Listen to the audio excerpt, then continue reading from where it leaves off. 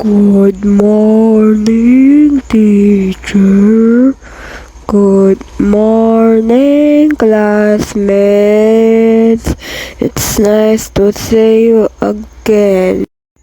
Take your seat, mga bata. May new student pala tayo. Please introduce your... Hello po, ako po si James. Nakatira po sa may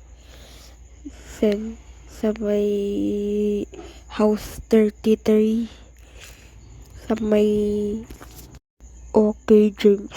Now sleep.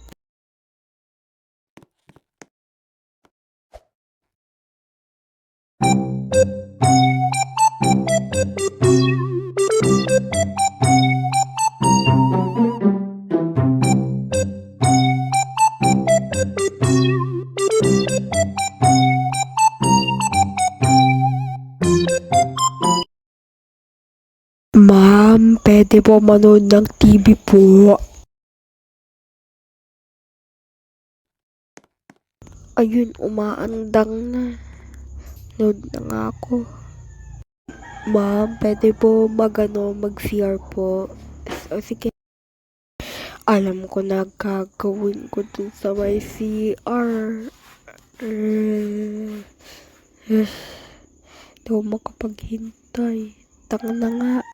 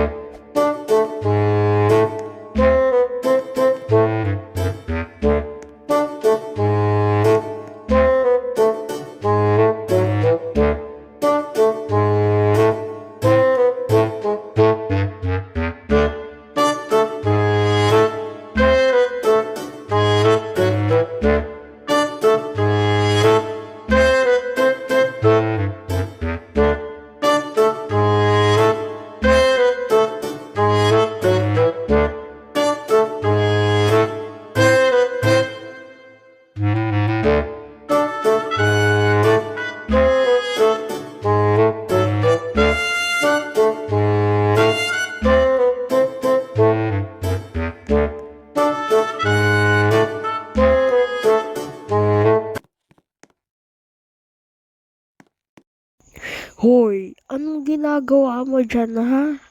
Di nga pwede yan sa school eh. Tapos maglululo ka pa dyan. Ginagawa mo dito? Tumatay lang ako. Tapos ka na nga. Sumbong kita kay mama. Sige. Dalian ko na nga. Baka hahabulin pa ako ng aso na yun. Ma'am, si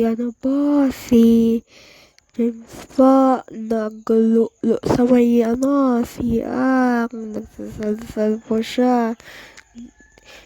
Sabi po niya, tumatay daw po siya. Asan na yun? Papagalitan ko siya. Sana. Ay, ma'am, ano pong nangyari? Bakit pa kailangan maglala sa may school? Ibis na bawal yan. Ginagawa mo. Pasensya na po, ma'am. Hindi ko na po ulitin. Huwag mo nang uulitin yun kapag nakita kitang nagala ulit. Papaluin kita. Aray ko, napagalitan.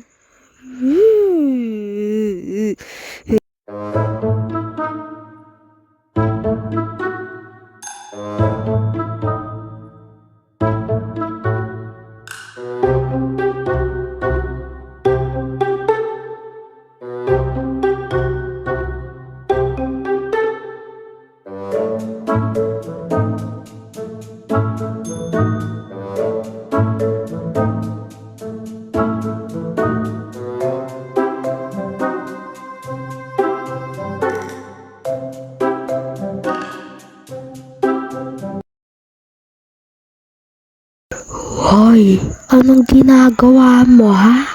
Klase ko, nagalolo ka. Yan ba tinukosay ng mga magulang niya? Ha? Ikaw, kaya pala eh. Ayaw kitang maging estudyante eh. Kasi, punglo isip mo. Ano ngayon? Baka may puti-puti na yan dyan ah. Ikaw, nagtutungo ako. Luk ka. Class, ang SS na. Pupunta na kayo sa may kantin. Ikaw, wag ka nang maglulo ah. Mukhang may masangap na pagkain dun. Pupunta na nga ako. Ay, yan oh. Powder nga po ng ng mga masustansya po. Dali.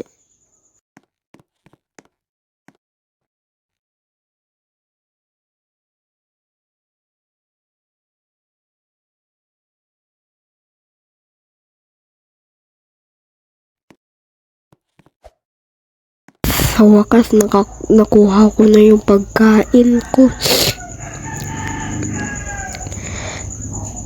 Kinakato. Kakainin ko na nga. Ay, kasangap. Ubusin ko na nga ito ng mabilis. Yan. Tatatat.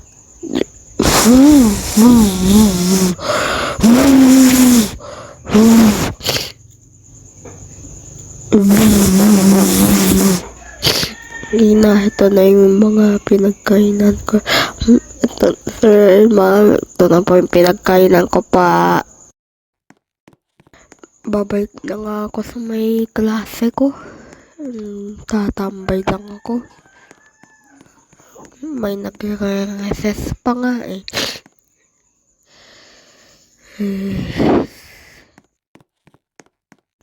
Hindi muna ako kakain. Alam ko lang gagawin ko. Dulo na naman.